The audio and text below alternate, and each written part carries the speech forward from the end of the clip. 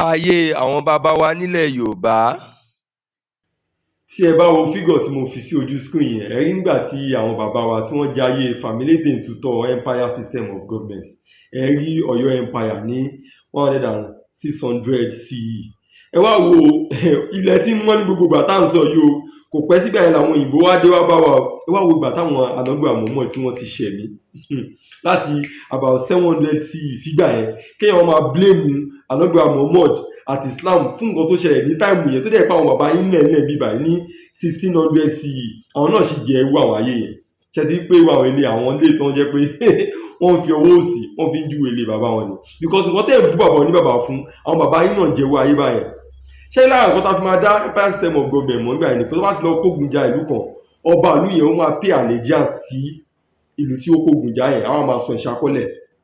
It can even come in form of ẹrú tó yẹ pé wọ́n máa kó lọ sí orílẹ̀-èdè empire yẹn, ibẹ̀ wá ni wọ́n máa ti fi ṣe ọrọ̀ ajé. Ẹ máa gbìyànjú kẹ́tì ẹ̀ máa wo àwọn fíìmù tó bá tẹ̀ jẹ́ pé ẹ ní ọpọlọ láti fi jókòó láti fi kẹ́ẹ̀kọ́. Ẹ máa wo àwọn Korean film, ancient Korean film, ẹ máa rí àwọn ẹ̀kọ́ yìí níbẹ̀.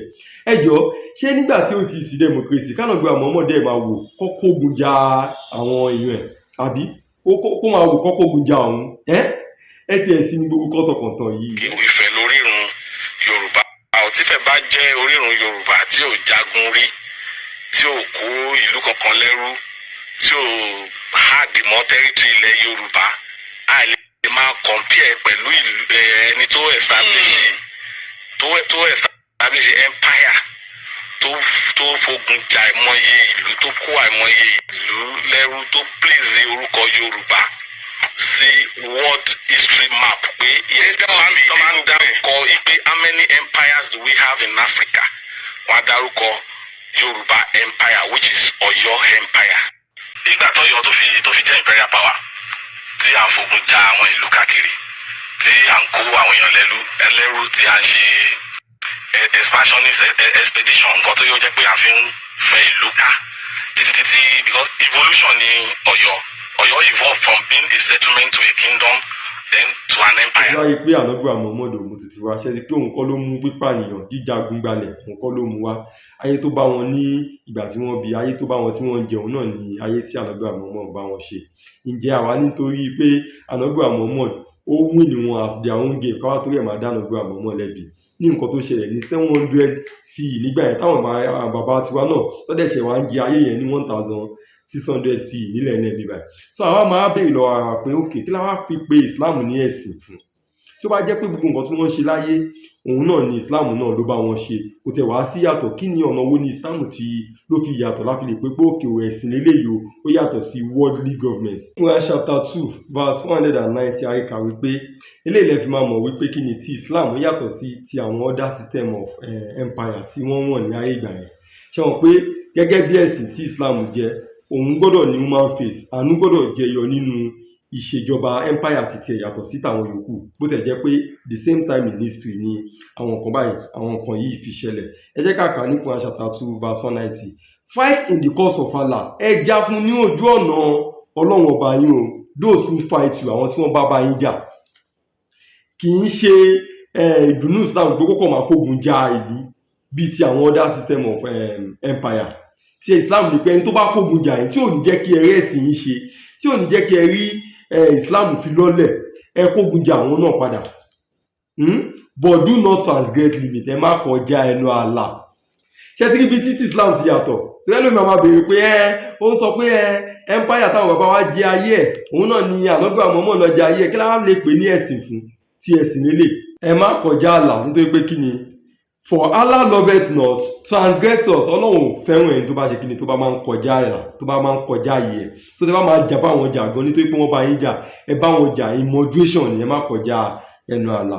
Tí ẹ̀sìn nìyẹn, èyí tó fi yàtọ̀ sí other worldly system of empire ni. Ẹ jẹ́ kí tún fún yín ní verse kan ní Quran chapter 60 verse 8 àríkà wípé as for those who have not fought against you on account of your religion, àwọn tí ó bá ṣe pé kí ni wọ́n gbógun tì yín lórí wípé kí ni ẹ gbìyànjú láti jẹ́ mùsùlùmí, nítorí pé kí ni ẹ ti sọ pé Islam lè fẹ́ máa ṣe ẹbọ ìṣàmọ́, tí wọn ò bá yín jà, tí wọn ò gbógun tì yín, nor expel you from your homes, tí wọn ò dẹ̀ lé yín kúrò níbi ilé yín, wọn ò lé yín kúrò nílé yín o. God does not prohibit you from dealing with them equitably. Ọlọ́run ò ṣe léèwọ̀ fún yín pé kí ẹ hùwà rere sí wọn, pé kẹ́ bá wọn gbé ní ìrẹ́pọ̀, kẹ́ hùwà rere sí wọn. God loves the equitable. Ọlọ́run fẹ́ràn ẹni tó bá ń ṣe déédéé, tó bá ń hùwà rere, tó bá ń ṣe dáadáa. Ṣé ti pé kì í ṣe ìdùnnú Islam pé kó máa jagun, kó máa kógun jàyàn. Ṣùgbọ́n system tó ń ṣẹlẹ̀ nígbà yẹn nìyẹn. Islam dẹ́ gbọ́dọ̀ kojú ẹ̀ kí Islam lè fi kó lè ráyé gbé. Tó ti yé yín. Ṣùgbọ́n Ọlọ́run á sọ fún wọn nígbà yìí pé kí ni, ṣùgbọ́n àwọn tí wọ́n bá bá yín jà lórí wípé bẹ́ẹ̀ ṣe jẹ́ mùsùlùmí yìí kò ta wọ́n lára débi pé wọ́n bá yín jà wípé àwọn fẹ́ kógun jà yín. Ọlọ́run ní pé òun ò kọ̀ fún yín o wípé kẹ́ ẹ ṣe déédéé láàrin wọn, kẹ́ ẹ bá wọn lò pẹ̀lú ìfẹ́ àti àlàáfíà. Ẹ̀yin ará, ní ìparí, ẹ̀kọ́ méjì gbòógì ni mo fẹ́ ká kọ́ nínú fídíò yìí. Àkọ́kọ́ ni wípé ní ilẹ̀ Yorùbá àwọn bàbá wa kọ́ wa wípé ká máa yájú sí àgbàlagbà. Tẹ́ bá wo ìgbà tí Ànábì Muhammad ti ṣẹlẹ̀ láti bí 700 sí lọ́hùn, sígbà tí àwọn bàbá wa nílẹ̀ Yorùbá tí wọ́n wá ń ṣẹ̀mí 1600 sí, ẹ ti wí pé ọjọ́ jìnnà síra wọn, kì í ṣe more than 900 years ló wà láàrin àwọn méjèèjì.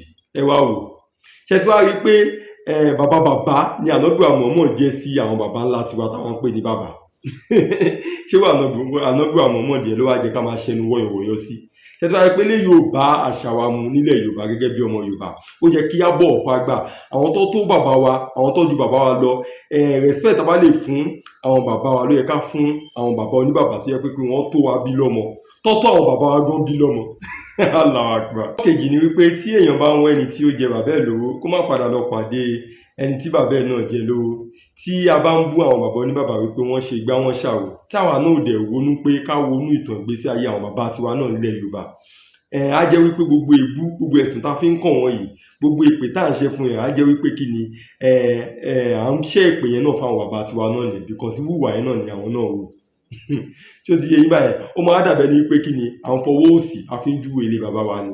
Yorùbá wọn ò kọ́ wa wípé kí a jẹ àṣà, ẹ má jẹ́ ká yẹ àṣà débi pé àwọn máa sọ̀rọ̀ wọ́yọ̀wọ́yọ̀ sí àwọn bàbá oníbàbá, tó dẹ̀ jẹ́ wípé kí ni gbogbo nǹkan tí a fi ń yájú sí àwọn bàbá oníbàbá yìí, ìwà yẹn náà ni àwọn bàbá tiwa náà nílẹ̀ Yorùbá ni wọ́n wù. Ẹ̀yin ará, ó máa wù mí kí n parí fídíò yìí pẹ̀lú orin ọmọ Yorùbá àtàtà kan tó ń jẹ́ Qdot, tó dàbí ẹni pé òun fẹ́ gbọ́n tiẹ̀. Akéde Oòduà, Ọkàn bí ọlọ́ba, MS Bàbá, Olówó Èkó, Benny Lee. Ṣé o máa ń gbọ́ Qdot? O gbọ́ bó ṣe sọ ni. Ó ní àwọn tó kan Jésù má gbélébùú, wọn lè gbé náà wojú Ànábì yòóhó. Àsọ̀rọ̀ líle. Ẹ̀la bú ẹ̀dẹ̀.